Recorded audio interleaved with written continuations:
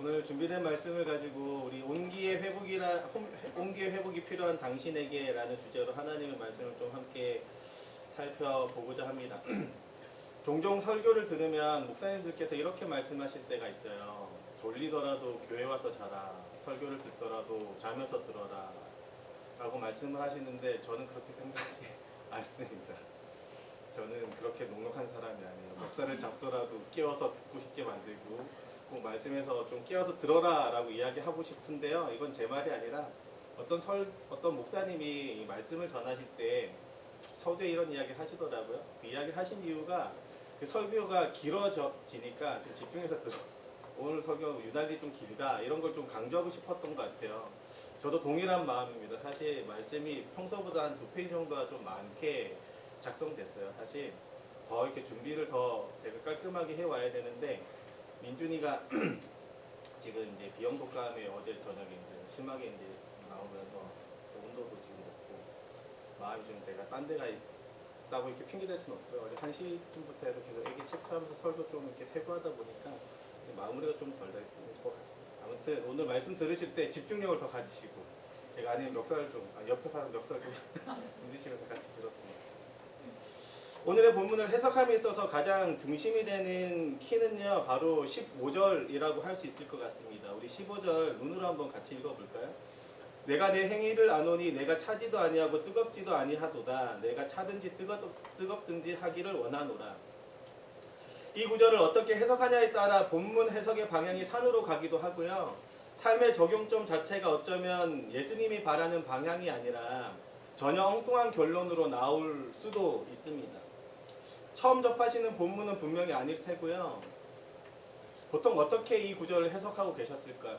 뜨겁지도 차갑지도 아니한 너를 내가 토해버리겠다라고 하시는 이 말씀을 저도 일정 부분 조금 해석을 왜곡되게 해왔던 것 같아요. 이 구절을 단순히 온도의 의미로 해석해서 미지근한 것이 문제이고 뜨거워야 제맛이다 이렇게 해석하기 시작하면 영적인 미온 상태, 영적인 뜨거움을 잃어버린 상태로 접근하기 시작해서 결국엔 영적인 뜨거움이 없는 게 문제다라고 생각해서 영적인 뜨거움을 가져야 된다라고 아마 접근하기 시작할 것 같아요. 아마 이런 식으로 해석하는 게 대부분이고 전통적으로도 이렇게 해석해 왔지만 최근에 들어서 이 라우디게아의 현재 그 지역의 일들이 배경적으로 막 해석되기 시작하면서 전혀 다른 접근법, 더 건강한 해석법들이 나오기 시작합니다. 물론 서두에 제가 잠깐 이야기해 드렸던 이 해석의 틀이 물론 뭐 틀렸다고 볼 수는 없을 것 같아요. 무리 있는 해석은 아닙니다. 완전히 틀렸다고 볼 수는 없지만 엄밀히 말하면 본문이 지향하고 있는 바의 해석은 아닌 것 같아요. 제가 최근에 이사 문제로 좀 많이 골머리를 쓰고 있습니다. 고민을 깊이 하고 있는데요. 어느 지역으로 이사하냐를 한번 곰곰이 생각해 보면 되게 고민이 많아집니다. 과연 하나님의 뜻이 어디에 있는지, 그곳이 과연 하나님이 원하시는 적합한 땅인지 고민을 많이 하게 되죠. 그러다 보면 문득 이 창세기 한 장 쑥 지나갑니다. 소돔과 고모라의 사건. 아담과 조카 롯이 서로 땅을 분배하면서 갈 때 사건을 생각해 보면서 뭔가 내가 추구하는 곳이 너무 환경에 치우쳐져 있는 건 아닌지 혹은 내가 영적인 소돔과 고모라 땅을 선택하는 건 아닌지 고민하게 될 때가 분명히 있어요. 저도 동일한 그런 고민을 하고 있는데요. 벌써 이제 도는 사람 농담입니다. 네. 그런 이제 상황이 있는데요. 저도 동일한 것 같아요. 그런데 이렇게 뭔가 좋은 환경은 뭔가 좀 유혹이 많은 환경이고 상대적으로 좀 덜 환경은 유혹이 적은 환경이라고 이렇게 이분법적으로 생각을 하기 시작하면 마치 온도가 뜨겁거나 차갑거나 이렇게 이분법적으로 생각을 하기 시작하면 우리는 결국에 어디를 선택해야 되냐면 다 시골에서 살아야 돼요. 그죠? 환경에 대해서 상대적인 환경이 뭔가 잘못된 것처럼 느껴지기 시작하면 뭐든지 이분법적으로 보면 다 그렇게 됩니다. 오늘의 본문은요, 이분법적으로 볼 것이 아니라 좀 더 하나님 나라 관점으로 해석해야 되고 좀 더 그리스도 중심적으로 해석할 필요가 있습니다. 저는 오늘 본문을 가지고 문제인식, 문제 원인, 문제 해결 형식으로 한번 풀어가 보려고 하는데요. 오늘 저희가 알게 된 이 핵심들은 아마 지난 시간부터 살펴보고 있는 7 교회를 향한 메시지를 조금 핵심적으로 전달하는 하나의 요소가 될 것 같습니다. 오늘의 본문은 7교회를 향한 메시지의 결론부와 같으면서 동시에 당시 소아시아 지역의 교회가 가진 문제의 근원과 그 문제 해결법을 동시에 제시하고 있는 본문이기도 합니다. 우리는 지난 시간 7교회를 향한 메시지가 하나의 메시지였다는 것을 표로 한번 보았었는데 다시 한번 더 그 표를 한번 띄워주시겠습니다.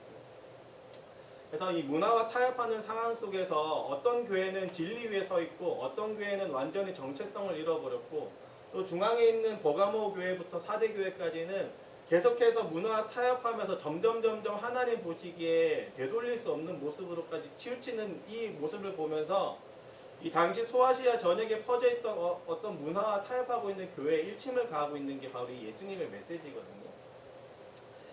이렇게 구분되어 있는 메시지, 각 에베소 교회에서부터 라오디게아 교회까지 각 교회를 향한 독립적인 메시지, 구분적인 메시지인 것처럼 보이면서도 동시에 하나의 메시지를 가지고 있는 게 지금 저희가 보고 있는 7 메시지의 내용들입니다.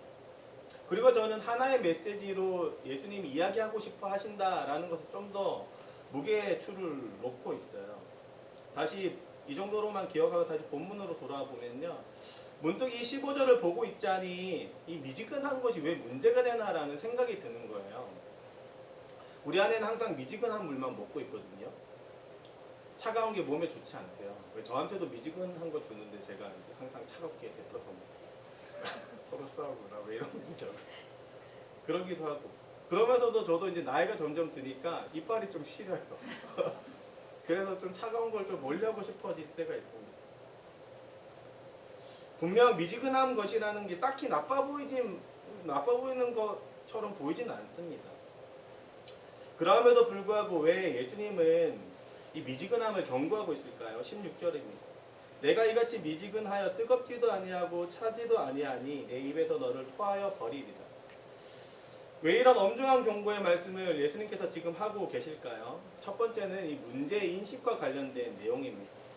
당시 배경으로 좀 살펴보자면 이 라오디게아 지역은요, 뜨거운 물도 혹은 차가운 물도 가지지 못하던 땅입니다. 더 정확히 이야기하면 땅에서 물이 나지 않던 지역이에요. 그래서 어느 지역에서 물을 공급해야만 살 수 있는 도시였습니다. 그런데 이 라오디게아가 데니즐리라는 이 온천 지역에서 약 10km 정도 떨어져 있었다고 해요. 그곳에서 파이프를 연결해가지고 저희가 생각하는 파이프는 닫힌 파이프지만 사실 그때 당시에는 이런 관을 만들기 좀 힘들었을 것 같고 고고학적으로도 좀 오픈되어 있는 게 이렇게 돌을 이렇게 반 정도 깎아가지고 이렇게 물이 흐르도록 높은 지역에서 낮은 지역으로 그렇게 물을 끌어왔다고 합니다. 오는 중에 물이 어떻게 되겠어요? 다 식겠죠. 온천 지역에서 뜨거운 물을 가지고 와도 환경상 뜨뜻미지근한 것도 아니에요. 그때 당시에 날씨에 그 비슷한 어떤 온도를 마시지 않겠어요? 혹시 우리 성도님들은 녹은 아이스크림 한번 드셔본 적 있으세요? 이렇게 핥아 먹는 정도 말고요. 완전히 녹은 상태. 제가 투게더 아시죠? 이렇게. 그게 뭐 하다가 녹아있는 걸 제가 한번 떠먹어봤는데 못 먹겠더라고요. 원래 차가워야 되는데 미지근한, 벌써 표정이 그렇게 되시죠? 차가워야 되는데 미지근한 걸 먹지 못합니다. 반대로 혹시 뜨거운 것을 미지근하게 드셔본 적 있어요? 곰탕 같은 거? 상온에 보관되어 있던 곰탕에 밥을 한번 말아서 되게 전 다 해봤어요. 다. 진짜 못 먹어요. 되게 비릿한 향도 많이 나고 원래 뜨겁게 먹던 그 곰탕의 맛이 안 납니다. 예수님 지금 이걸 지적하려고 하시는 거예요. 당시 라오디게아 지역과 북쪽으로 10km 떨어진 지역에 히에라볼리라는 온천 지역이 있었습니다. 그리고 동쪽으로 16km 정도 떨어진 곳에는 어떤 지역이 있냐면 저희가 익히 알고 있는 골로세라는 지역이 있어요. 골로세 지역은 이 온천 지역이 나오는 히에라볼리랑은 다르게 냉수가 나오는 도시였습니다. 공교롭게도 이 세 지역을 다 한 번쯤 들어볼 법한데 그 인물 이름이 에바브라라는 사람이 다 셋 다 교회를 세운 교회예요. 라오디게아 교회도 골로새 교회도 그리고 히에라볼리 교회도 세 지역 다 교회가 있던 지역이었거든요. 그리고 이 골로새 교회에 이제 바울이 옥중에서 서신을 써서 보냈잖아요. 그 흔적이 골로새서에 기록되어 있습니다. 12절인데 이렇게 기록되어 있네요. 그리스도 예수의 종인 너희에게서 온 에바브라가 너에게 문안하느니라. 그가 항상 너희를 위하여 애써 기도하고 너희로 하나님의 모든 뜻 가운데에서 완전하고 확신 있게 서기를 구하나니 그가 너희와 라오디게아에 있는 자들과 히에라볼리에 있는 자들을 위하여 많이 수고하는 것을 내가 증언하노라. 13절에 보면 너희라고 칭하는 게 지금 이 편지의 수신자인 골로새서고요. 이 에바브라는 골로새서, 히에라볼리 그리고 라오디게아 세 교회를 위해서 항상 힘쓰고 기도했던 것이 뭐냐면 자기가 세워갔던 교회였기 때문입니다. 재미있게도 이 뜨거운 지역과 차가운 지역과 뜨뜻미지근한 지역 세 개가 공통스럽게 이렇게 묶여 있어요. 전통적으로도 이 세 교회를 세 자매 교회라고 표현합니다. 중요한 것은 이 뜨거운 곳에 있는 이 히에라볼리의 이 뜨거움의 효용은 누구도 말할 것이 없는 거죠. 온천에 다 가보셨잖아요, 그죠? 저도 최근에 온천 갔다 왔거든요. 이제 아산으로 이사한 우리 어린이부 한 친구 신방하러 제가 갔다가 뜻하지 않게 온천 신방을 했어요. 그 제가 하다 신방을 하다가 깨벗고 신방까지 제가 이런 신방까지 해야 되나 생각하면서 샀는데 들어가서 너무 좋은 거야. 와, 나 이런 신방에 매일 하고 싶다 막. 너무 좋더라고요. 그렇게 보다가 위에 뭐 적혀있는 문구 하나 있어서 딱 보니까 이렇게 적혀 있어요. 국내에서 기록상 가장 오래된 온천으로 조선시대 세종이 안지를 치료하러 왔던 온천이다. 이렇게. 기록상은 삼국시대부터 있던 온천이래요. 거기 온천이. 온양 온천이. 진짜 오래된 온천이. 온양 온천을 홍보하는 건 아니고 아무튼 너무 좋았어요. 그런 것처럼 이 히에라볼리 온천도요. 그때 당시에 진짜로 유명했던 온천이었던 것 같습니다. 그래서 치료 능력으로 유명해져서 도시 자체가 치료센터로 불렸던 곳이 히에라볼리입니다. 이것 하나 좀 기억했으면 좋겠고요. 반대로 당시 골로새 지역은 차갑고 순수한 물로 유명했던 곳입니다. 모든 사람을 이롭게 하는 거죠. 두 지역 다. 차갑거나 뜨거운 것은 어떤 사람이든 그 기능 그대로 본질 그대로 사람에게 이롭게 하는 특성을 가지고 있는 거예요. 그런데 미지근한 것은 먹다가 토해버릴 만큼 제가 투게더를 먹다가 이건 어떻게 먹자 해서 버렸던 것처럼 똑같이 이 라오디게아에 형성되어 있는 이 지역의 교회는요. 누가 봐도 차갑지도 않고 뜨겁지도 않아서 교회의 본질이 잃어버린 상태를 지금 지적하고 계신 것이죠. 멀리서 물을 끌어오는 도중에 온도가 미지근해졌을 뿐만 아니라 아마 본질도 상했을 것 같아요. 지금같이 뭐 스테인레스 파이프관으로 연결한 게 아니니까 상온에 있는 많은 세균들도 온도들로 인해서 물 상태 자체도 많이 변했을 것 같습니다. 예수님은요 이렇게 미지근해서 토해버릴 만큼 변질된 교회의 모습을 딱 꼬집고 계신 것이죠. 사랑하는 성도 여러분, 사람들에게 유익을 줄 만큼 뜨겁거나 혹은 차가운 상태, 곧 세상을 이롭게 하고 세상을 치유하며 세상을 변화시켜야 하는 교회의 본질적인 모습, 각종 소문으로 무상해서 세상이 교회로 와서 그리스도를 바라보게 만들어야 하는 것이 우리 교회의 모습인데도 불구하고요. 그 생명력을 완전히 잃어버린 모습을 지금 뜨뜻미지근하다라고 표현하고 있는 겁니다. 그리고 그 모습이 딱 라오디게아 모습입니다. 그리고 그 모습과 닮아있는 것이 현대 교회의 모습이고요. 어쩌면 일정 부분 우리의 교회의 모습도 닮아있지 않나 생각해 보게 됩니다. 그런 우리를 향해서 예수님 오늘도 이렇게 이야기하시는 거예요.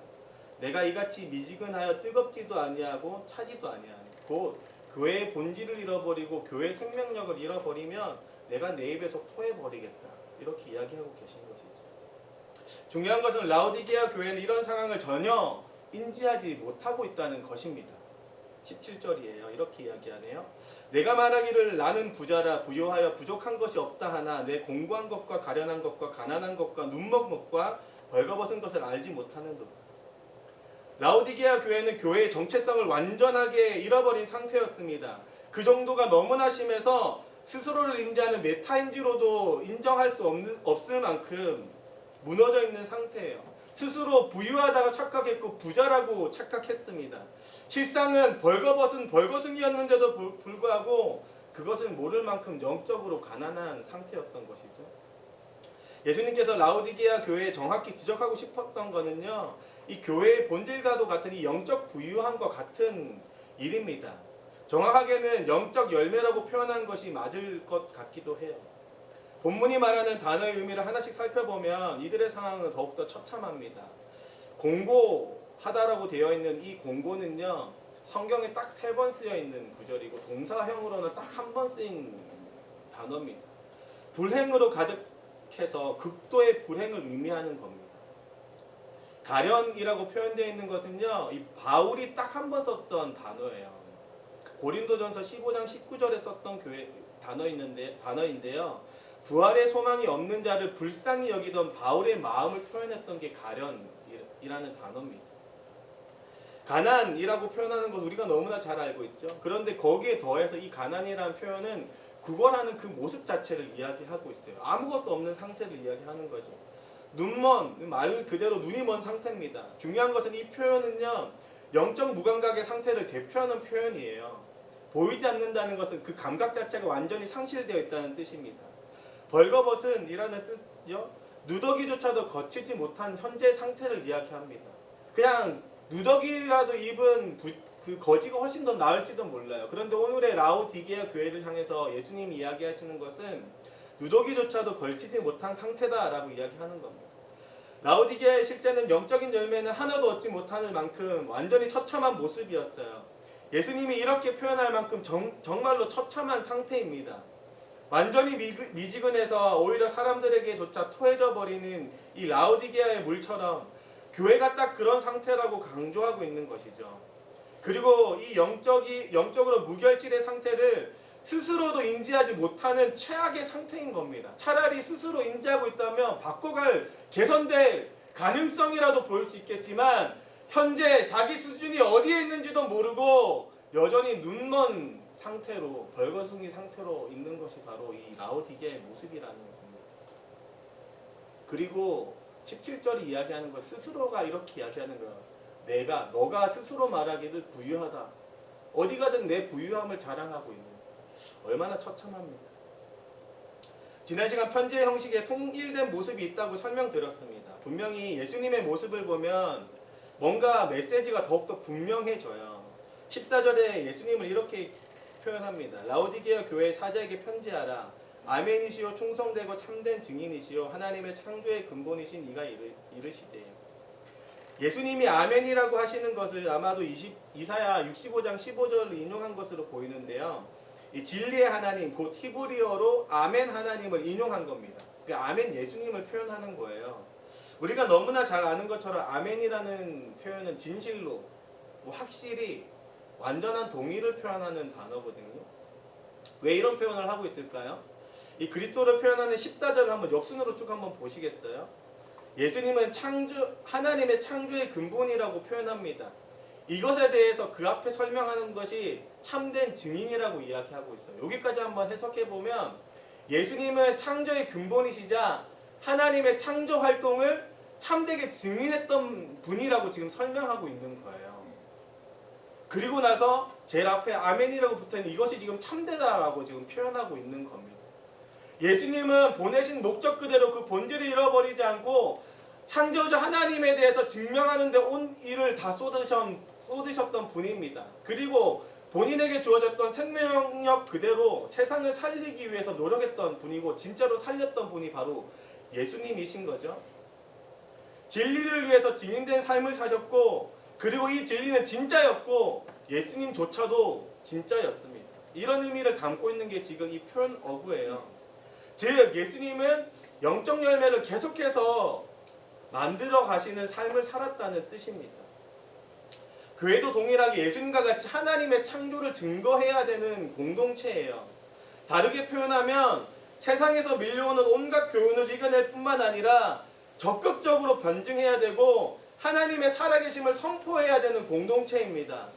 이런 일들로 인해서 영적인 아름다운 열매들이 맺혀가야 될 곳이 우리 교회라는 뜻이에요. 그런데 우리를 한번 잘 살펴보세요.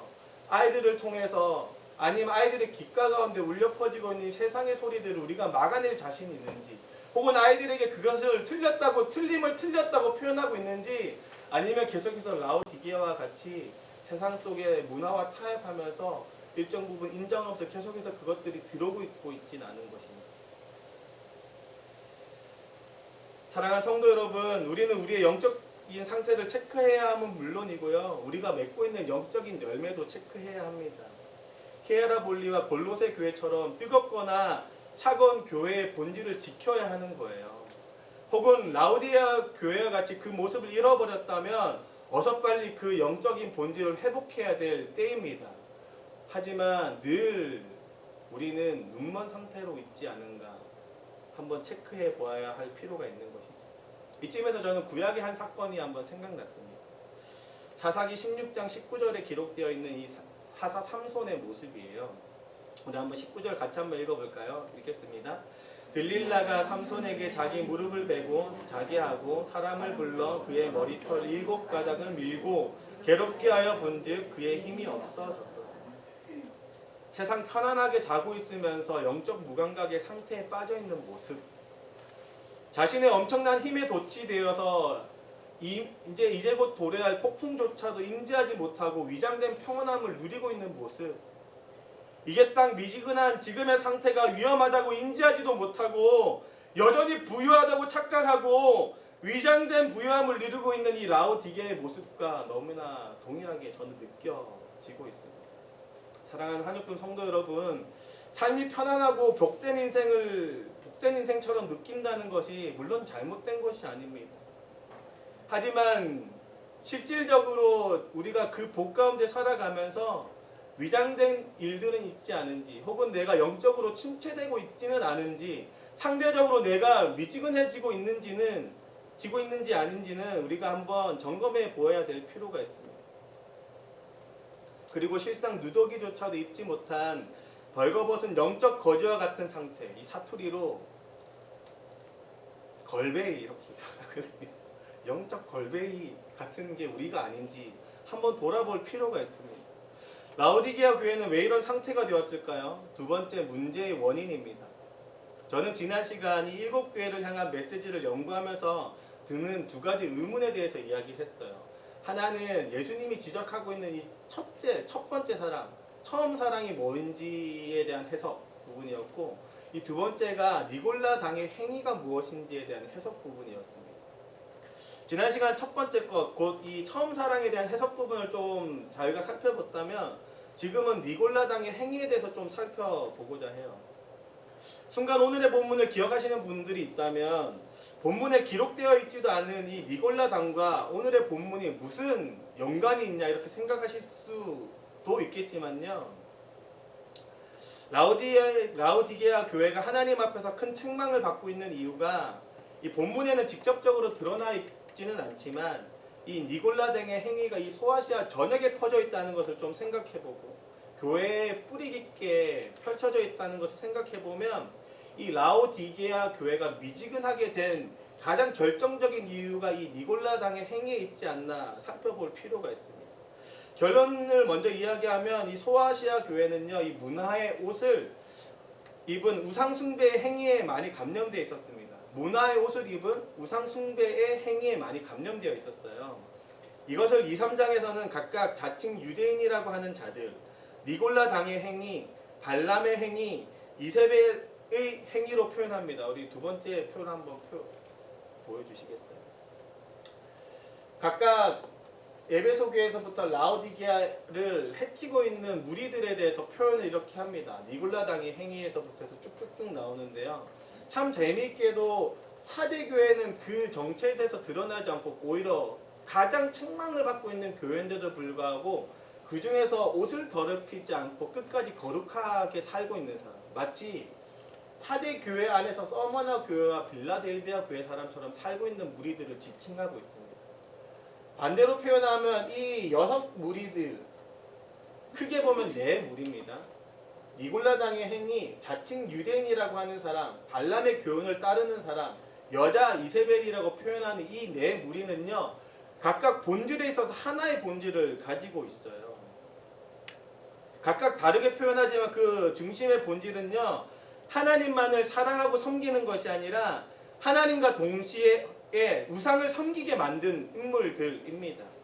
우리가 잘 알고 있는 것처럼 구약의 발람, 오늘 우리 90일 성경 통독하신 분들 알겠지만 민수기서 25장에 나와 있는 그 발람입니다. 정확히 말하면 22장부터 계속해서 나오고 반복되는 그 발람이에요. 여자 이세벨이라고 표현하는 것은 아합 왕의 아내 이세벨을 표현하는 겁니다. 아합 왕의 이세벨은 구약 시대 그 쪼개진 북이스라엘 아합 왕 시대에 이세벨을 통해서 바알과 아세라 신이 쑥 들어온 거예요. 그래서 엄청나게 우상 숭배가 만연해졌던 그 시작점에 있는 여자가 바로 이 이세벨입니다. 아무튼 하나님과 동시에 우상을 섬기게 만드는 무리들이라는 거예요. 그리고 명확하게 이 행위는 두 가지 정도로 살펴볼 수 있습니다. 하나는 이스라엘 백성에게 걸림돌을 놓았던 것. 현재의 말로 표현하면 교회가 걸리게 만드는 거예요. 걸려 넘어지게 만드는 것. 곧 진리에서 벗어나게 만드는 무리들이었고, 두 번째는 이 우상의 제물을 먹게 하고 행음하게 한 것. 곧 진짜로 우상 숭배를 하게 만든 족속들입니다. 이것은 곧 하나님께로부터 더욱 정확히는 그리스도께로부터 멀어지게 하는 것이고, 정확히는 은혜의 관점에서 멀어지게 하는 겁니다. 이 다섯 글자를 한번 기억했으면 좋겠어요. 은혜의 관점에서 멀어지게 했다.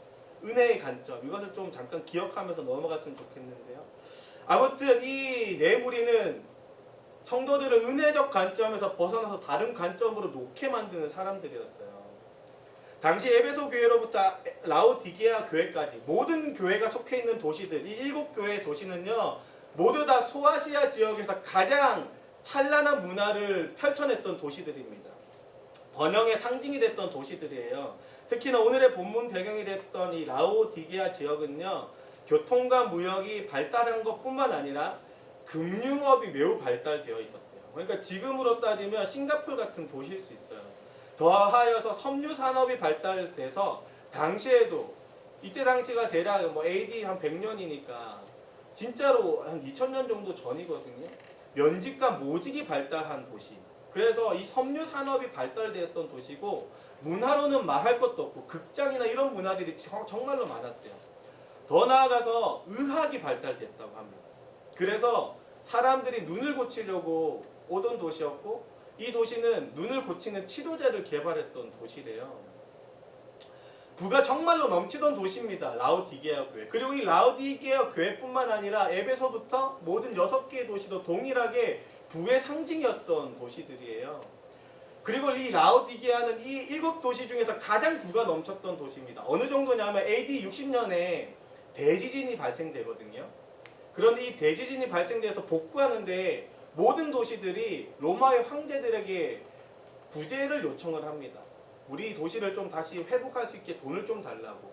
그런데 유일하게 돈을 요청하지 않았던 도시가 이 라오디게아 도시라고 해요. 그래서 자기들이 가지고 있는 부와 쌓았던 그것들로 인해서 스스로가 복구를 했던 도시, 유일하게 스스로 자생해서 복구했던 도시가 이 라오디게아 교회라고 할 만큼 표면적으로 봐도 정말로 부유했던 도시인 거죠. 다른 6개의 도시들도 모양이 달라도 정말로 경제적으로 발달한 도시입니다. 그리고 이 발달의 중심에는 무조건 두 가지가 있었어요. 한 가지는 그때 당시로 표현하면 우상 숭배고, 또 한 가지는 우리 게임을 많이 했던 우리 잘하는지 못하겠지만 게임을 많이 하면 청년들은 더 잘 알겠지만 이 길드 문화가 되게 익히 문화적으로 뿌리 깊게 있던 교회입니다. 있던 지역입니다. 그래서 신전 문화, 황제 숭배 문화 이런 것들이 정말로 많았고, 더 나아가서 길드 문화가 뭐냐면 상업 조합들 같은 거예요. 사람의 무리입니다. 서로가 네트워크를 형성해서 그 네트워크를 통해서 살아가게끔 했던 도시예요. 이 모든 것을 크게 보면 우상 숭배 하나로 볼 수도 있습니다. 왜냐하면 길드 조합에 기대고 있는 것 자체가 하나님이 아닌 우상에게 지금 마음이 뺏겨 있는 것이기 때문입니다. 반대로 표현하면 문화에 뒤집어 써져 있는 거야. 우상 숭배 자체가 그 당시에 누구나 자연스럽게 받아들일 수 있는 문화였기 때문입니다. 아무튼 부와 변형의 중심에 이 우상 숭배와 문화적 요소가 지배하고 있었어요. 그리고 이 모습은 대부분의 선진국에 포함되어 있는 교회들, 당연히 한국 교회도 포함되어 있겠죠. 문화적으로 발달하고 경제적으로 발달한 지역에 있는 교회들은 공통적으로 노출되어 있는 위험이 바로 이 우상 숭배와 문화적 요소입니다. 제가 우상 숭배와 이 문화적 지배와 관련된 거는 아마 6번째 편지쯤에 제가 다루게 될 것 같은데요. 아무튼 이 이렇게 생각하실 수도 있어요. 지금 표정을 보아하자면 나는 우상 숭배를 한 적도 없고 내가 뭐 문화적으로 교류한 적도 없는데라고 생각하실 수도 있는데요. 내가 뭐 집에서 뭐 접시물을 떠놓고 내가 하나님께 기도를 하면서 내가 또 다른 신에게 기도하는 사람 아닌데 이런 표정으로 계시지만요. 크게 문화에 흔들리지 않는 사람이라고 우리는 너무나 자부하지만 그게 곧 지금 눈먼 자들의 모습일지도 모릅니다. 문화적 요소와 우상 숭배가 딱 겹쳐져서 하나로 딱 합쳐지면 정말로 교묘해지거든요. 제가 청년 때 하나의 한 사건이 이쯤에서 한번 생각이 났어요. 제가 이제 그때 당시 저를 양육해 주시는 청소년부 목사님 방에서 막 이런저런 대화를 나누고 있는데 한 청년 리더가 오는 거예요. 제가 있는데도 고민 상담을 막 하더라고요. 그 청년 리더 그때 당시로 지금 저희가 표현하면 순장 장 정도 되는 친구예요. 그 친구가 저보다 좀 나이가 한 2~3살 어린 남자친구였는데 목사님한테 이런 고민을 걸었습니다. 제가 영업직 하고 있는 건 알고 있지 않냐. 대기업 영업직이었습니다. 그러니까는 돈도 많이 벌고 화려하게 살 수 있는 친구였어요. 근데 이 친구가 고민하고 있는 건 뭐냐면 딱 한 지점이었어요. 제가 영업을 하러 가면 바이어들과 식사를 하게 되는데 꼭 술 먹으러 가고 술만 먹고 끝나지 않는다는 거예요. 자연스럽게 영업을 활동을 위해서는 뭔가 넘지 말아야 되는 선을 넘어야 되는 그 자리로 가게 되는 이게 너무나 불편하다는 거죠. 그런데 그 자리를 가지 않으면 영업은 분명히 안 될 게 확실하죠. 그런데 이 자리를 내가 어떻게 해야 합니까? 라고 지금 물어보는 거예요, 목사님. 제가 그 장면이 지금 딱 생각이 났어요. 이 문화적인 것과 우상숭배가 딱 겹쳐지면 저희 인지할 수가 없습니다. 너무나 당연스럽게 보이고 그렇게 해야만 우리가 낼 수 있을 것처럼 생각이 드는 거죠.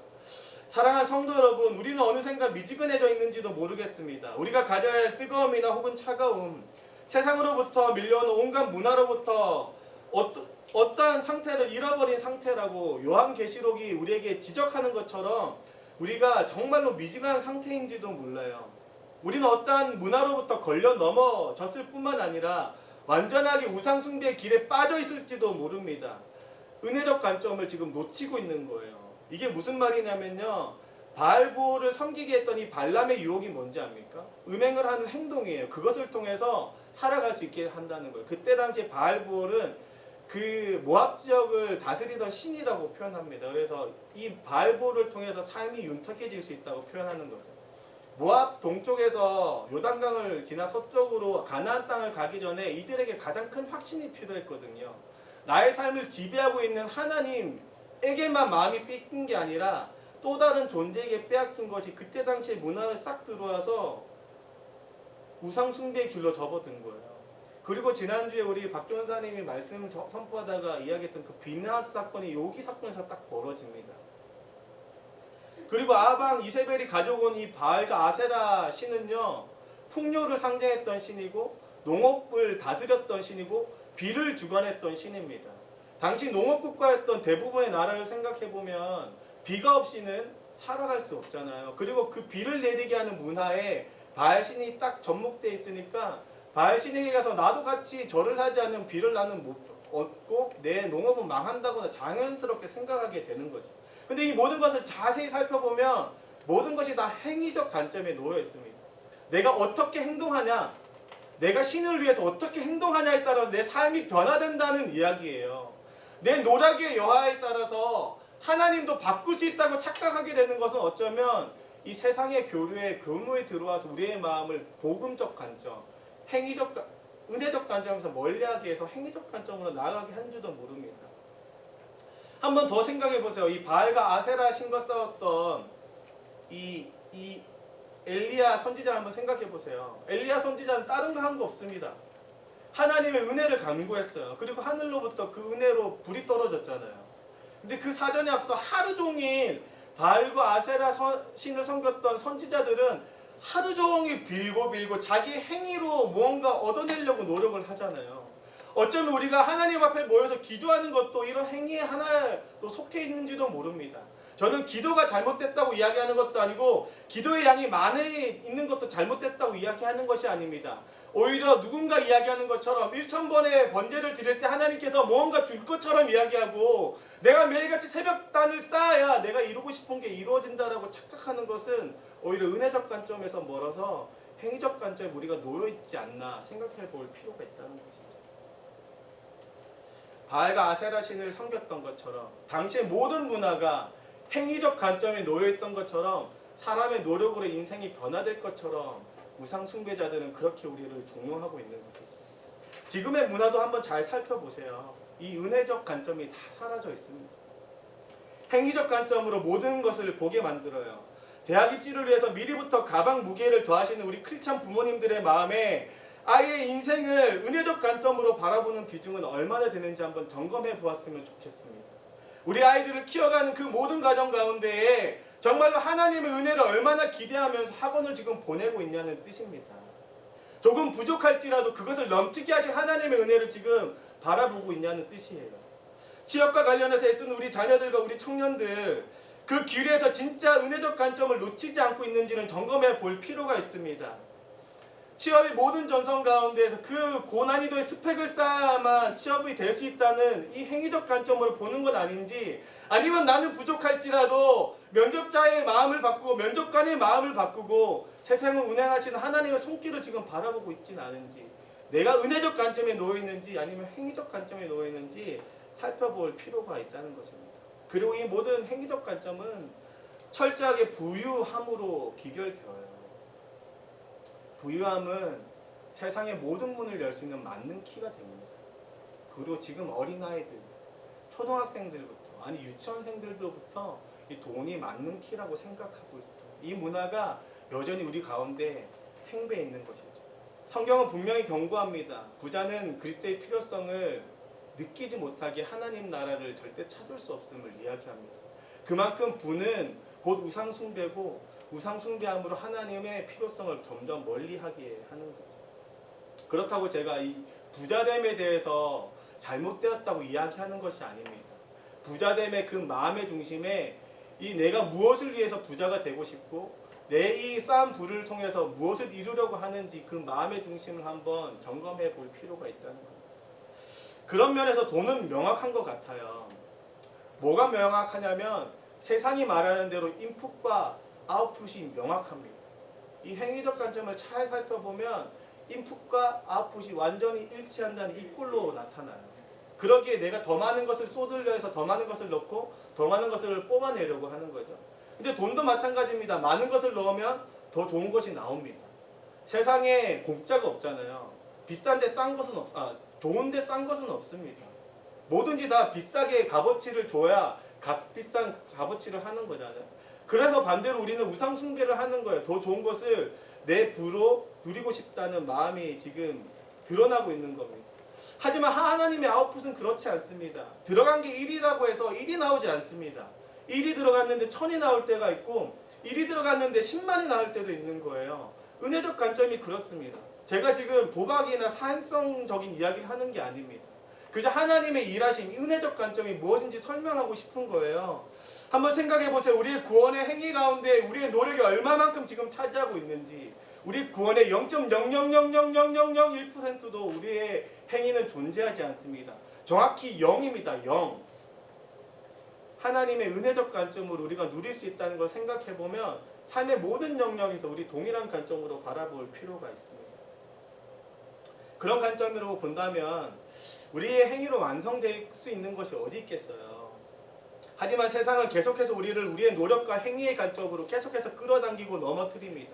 아니요, 정말로 행위가 오로지 결과를 만들어낸다고 생각합니다. 저조차도 6년 동안 이 하늘공부에서 사역하면서 50% 이상, 아니요, 정확히 말하면 거의 90% 이상 사람의 노력에 달려있다고 여겼던 사람이에요. 이 본문을 작성하던 순간까지도 그렇게 생각했습니다.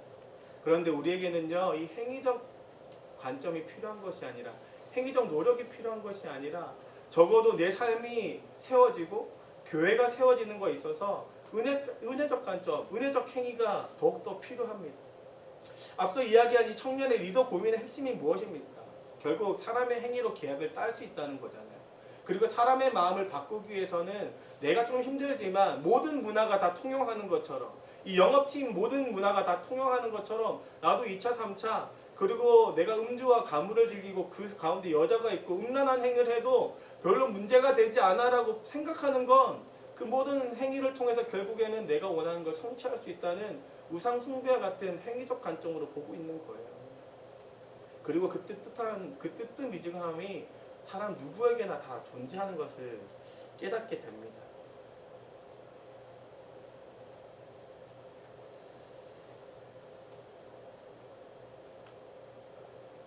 호숫가에 오리배가 떠 있잖아요. 제가 또 이런 이야기하면 또 아내가 또 어떤 여자랑 타고 갔냐고 남자랑 타고 갔어요. 정확히 남자 넷이서 비참한 애들 이야기하니까 오리배가 뭔가 목표를 향해서 가려면 한번 타보신 분 다 아실 거예요. 진짜로 열심히 저어야 조금 갑니다. 조금 무지하게 진짜 땀이 비 오듯이 해야 남자 4명이 그렇게 밟아도 가고 싶은 데는 못 가지더라고요. 그런데 그 세상의 찬 물 가운데 놓였던 노아의 방주는 어떻습니까? 무동력입니다. 동력이 없어요. 사람에서 오는 동력을 의지했던 곳이 노아의 방주가 아니라 하나님께로부터 오는 무동력, 곧 은혜를 의지했던 게 바로 방주였던 것을 기억한다면 우리는 우리의 삶의 자세도 정말로 변해야 될 줄로 믿습니다. 노력의 결실, 부유함으로 내 평안함이 누려지는 것이 아니라 하나님의 은혜의 결실로 평안함이 누려진다는 것을 깨닫고 끝까지 하나님께로 집중할 줄 아는 저와 여러분 되길 주님의 이름으로 축복합니다. 혹시 우리 교회의 성장을 꿈꾸고 계십니까? 목사님께서 그렇게 역동적이고 공세적인 교회를 꿈꾸신다고 했는데 그 생각을 할 때마다 내가 더 봉사해야 되고 내가 헌신해야 된다고 생각하십니까? 우리 성도님들 어떤 마음의 자세로 지금 2024년을 준비하고 계신가요? 우리는요 과감하게 세상의 방법을 내려놓아야 할 때입니다.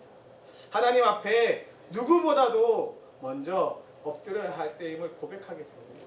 이것은요 제 고백이에요. 제 고백. 제가 여러분들을 가르칠 수 있는 입장이 아니잖아요. 그러니까 제 고백입니다. 내가 어느 때보다 하나님 앞에 엎드려야 되겠구나. 우리 어린이부의 성장을 위해서, 우리 하늘꿈교회의 성장을 위해서, 나의 영적 성장을 위해서, 우리 가정을 위해서 모든 면에 있어서 내가 하나님 앞에 엎드려야 되겠다. 이 마음은요 내가 지금 엎드림의 양이 부족하다는 인식이 아닙니다. 내가 마음의 중심을 보고 봐도 그 누구보다 하나님의 일하심을 의지하는 것이 아니라 계속해서 내 노력을 의지하고 있는 저를 발견하고 있기 때문입니다. 사랑하는 성도 여러분, 저는 새벽에 펑펑 울었어요. 민준이가 40도가 넘는 고열이 있고 30분 단위로 가서 온도를 체크하면서도 펑펑 울었어요. 왜 울었겠습니까? 제 안에 뜨뜻미지근함이 너무나 남아있는 겁니다. 2주 전에 분명히 하나님 앞에 회개하겠다 하고 그 마음의 자세로 변화됐다고 생각하고 걸어봐도 여전히 제 모든 마음이 100% 하나님께로 돌아가지 않은 제 모습을 발견하게 된 겁니다. 그리고 그 마음의 중심에는 아까 광고 시간에 우리 박 전사님 이야기했던 것처럼 이 공간을 기도실로 바꾸자고 했던 목사님의 말씀을 들었던 제 마음이 생각난 거예요. 1시간씩 기도하자고? 일하기 바쁜 중에 기도할 시간이 어디 있어? 딱 제가 신학교 때 느꼈고 경험했고 깨달았던 그 마음인데도 불구하고 동일한 마음이 또 생겼어요. 저에게 왜 이런 마음이 생겼겠습니까? 결국에 또 제가 뜨뜻미지근한 상태가 된 겁니다. 오늘의 말씀은 우리에게 이렇게 이야기합니다. 19절입니다. 물은 내가 사랑하는 자를 책망하여 징계하노니 그러므로 내가 열심을 내라 회개하라. 이 19절을 보면서 회개하라는 단어가 눈에 먼저 들어오시는 분들도 계시겠지만요, 저는 징계라는 단어가 눈에 들어옵니다. 그런데 이 징계는 우리가 익히 알고 있는 그 징계가 아니에요. 이 단어의 원리 의미는요, 아이를 훈련시키다라는 의미입니다. 가르침을 받은 아이가 잘 양육되는 가정을 표현하는 단어예요. 사랑하는 성도 여러분, 현재 우리 답답한 현재의 모습이 있다면, 혹은 미지근하여서 그 온기와 차가움을, 그 효용을 잃은 모습들이 있다면, 만약 그 모습이 있다고 해도 이것은 하나님이 우리를 아름답게 세워가시는 한 과정입니다. 그리고 그렇게 여기시길 주님의 이름으로 축복합니다. 예수님은요, 우리가 어떤 모습이든 끝까지 사랑의 모습으로 우리를 세워가신다 약속하시는 구절이 지금 19절의 의미입니다. 이 그리스도의 사랑이 저를 2번 울게 하는 거예요. 여전히 내가 뜨뜻미지근하고 하나님께 온전히 의지하지 못한데도 불구하고 하나님은 나를 다시금 세워가시겠다 약속하시고 나의 마음을 돌이키시고 더 건강한 상태로 돌이키시겠다는 그 하나님의 마음이 느껴지신 것이죠. 이 양육의 과정에서 우리에게 필요한 것은요, 문제인식이고 문제의 원인을 찾는 것이고 결국에는 다시 우리의 마음을 돌이키는 겁니다. 그러므로 내가 열심을 내라, 회개하라. 하나님의 사랑을 경험하고 그 사랑에 반응하는 회개가 우리에게 일어나야 될 줄로 믿습니다.